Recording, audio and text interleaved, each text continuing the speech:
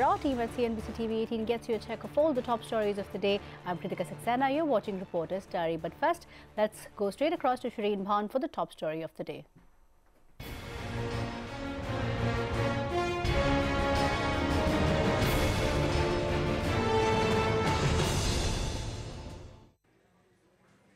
The Kerala government will seek permission from the GST Council to impose a 10% cess on the state component of the GST. This in a bid to raise emergency funds to undertake rehabilitation and reconstruction projects in the state, trying to recover from the aftermath of what has been the worst floods the state has seen in nearly a century. The union government has already sanctioned aid of 600 crore rupees. An initial estimate, according to the Finance Minister of Kerala, pegs the damages to the tune of almost 20,000 crore rupees. Thomas Isaac, the Finance Minister of Kerala, believes that they have no choice but to impose a cess on the SGST. Remember, the Kerala government has already hiked excise duty on liquor by 0.5%. The Finance Minister of Kerala says that coupled with cess money, the state will be able to mobilize about 750 crore rupees. He joins us live right now. Mr. Isaac, appreciate you joining us here on CNBC TV18. Let me start by asking you about what is the need at this hour in terms of relief and rescue? Rehabilitation is a separate story altogether. If I take a look at what Mr. Alphonse, who's representing the centre, he says that 760 crore rupees have been provided to Kerala for immediate rescue and relief, and the centre will provide more once there is an estimation of the damage, and that estimation will be put forward to a committee of ministers who will then give the go-ahead and apportion the amount. So for relief and rescue, is 760 crore rupees from the centre enough?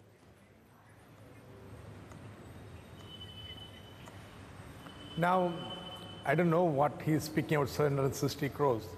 600 crores is the centre's allocation to my knowledge. It's totally inadequate. There are two sets of expenditures involved.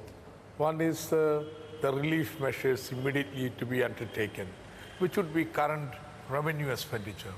And then there is the expenditure, which is capital expenditure for rehabilitation, reconstruction, which is a slightly longer time frame. Now, we have got something called FRBM Bank, which says that my revenue expenditure and revenue receipts have to be equal. So suddenly I'm faced with a surge in the revenue expenditure.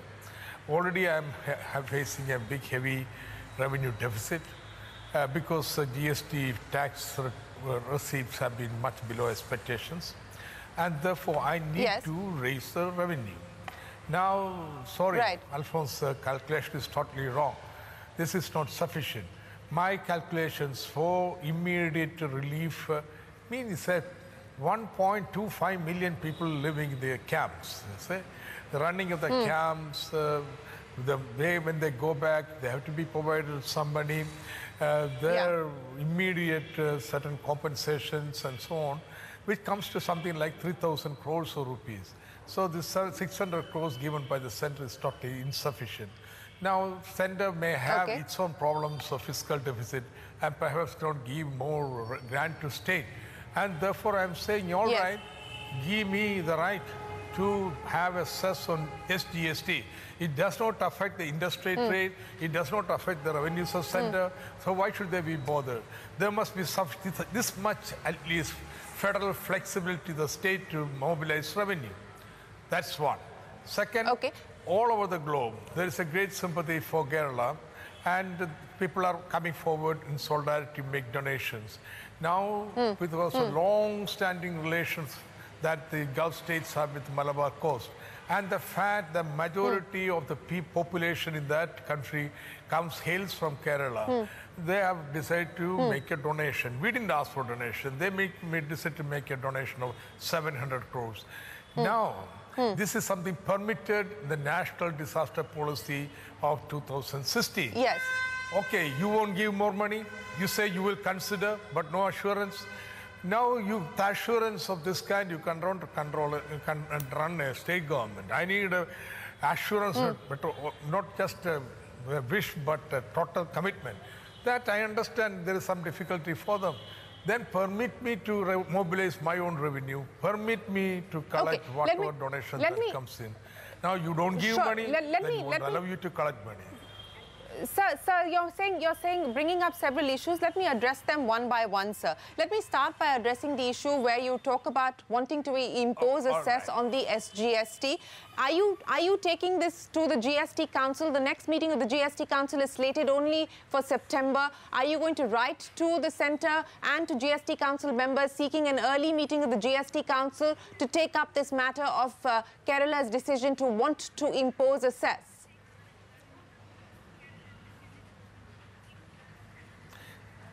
Precisely, that's what I want. Now, central government, for some time now, over 3 months, have been trying to impose a cess on sugar, which is being debated. Now, that has implications for interstate trade and so on. What I'm saying is, this is purely intrastate trade.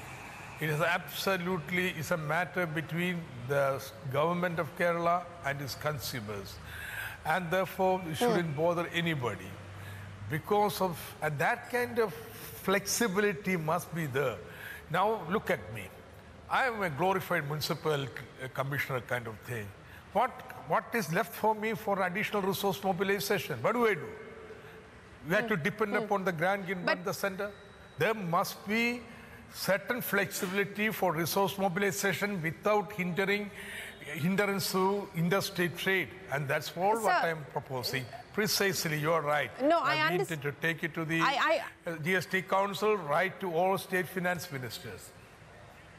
Sir, if I may interrupt you here, I remember you and I had several conversations when the centre came up with this proposal of wanting to impose a sugar cess. And you said it was a bad idea because it was distortionary. You said that tomorrow Kerala can ask for a rubber cess, West Bengal will ask for a jute cess, and there will be no end to the matter. Today you're saying you're left with no choice but to impose a cess or the need to impose a cess. But given the situation in the state, sir, an additional cess imposition, will that not make matters worse for consumers? No. See, it's a matter of relationship consumers in my state and the state government. You know, the tax GDP ratio in India is just 18%. The tax GDP ratio in Scandinavian countries is 40–50%.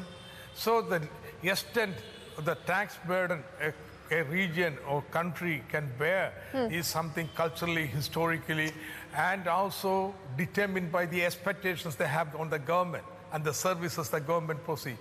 The people of Kerala, suppose they are willing to accept a greater incidence of tax to ensure for a certain assured services of state government, why should anybody be bothered? Now, this has always been my consistent position that STMST must be within a brand, with a band flexibilities for state to adjust. In fact, this is a consistent demand that Kerala has made. I oppose sugar cess because it would affect interstate trade. And that complicates things. But this is not interstate trade. It's simply on SGST. And in fact, the final meeting of the sugar cess committee, my proposal for information was, we impose a cess for agriculture, not just for sugar. And let's have a separate fund I got that. From which the states can draw. Yeah, that's my position. Okay, let me ask you this, sir, because you also said that you're facing a revenue deficit on account of the GST imposition.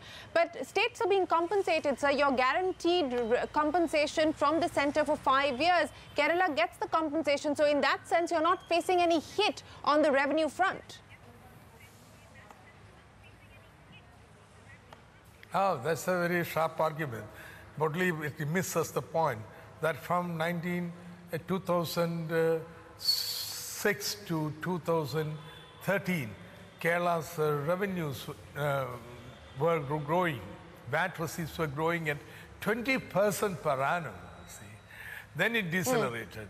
And we were expecting that GST, because of its logic and structure, would enable a destination state like Kerala to once again pick up the momentum of revenue growth to 20%. And that would take care of our revenue deficit. But now with compensation, you get only 14. My social committed expenditures for education, healthcare, housing, and so on, this is totally insufficient. That's what I said. I'm not saying that they're not going to compensate, but the expectations of about regaining the 20% growth were belied because it was being implemented badly.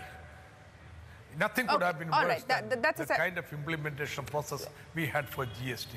Okay. Let me now talk to you about the damage estimates, sir. You said that immediate relief, your estimate is that requires about 3,000 odd crores. Rehabilitation, I would imagine, is going to require more time for the state government to provide a credible assessment, an accurate assessment. And under the National Disaster Management Policy, you do need to work with the centre in order to be able to provide the accurate estimates required for rehabilitation. But ballpark, what is the kind of requirement that you envisage as far as rehabilitation is concerned?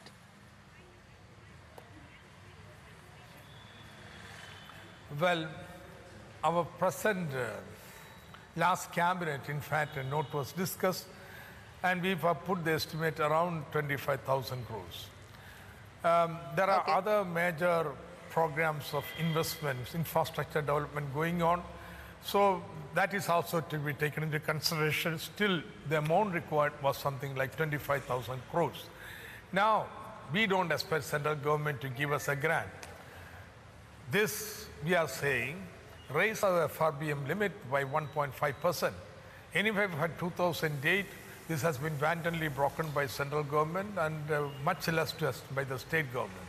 Now, given the circumstances, raise our borrowing level to 4.5%. So for 2 years, and that should permit us to borrow 25,000 crores. Now, one promise that we will make is not a pie of it will be bet on current expenditure, it will be entirely on capital expenditure.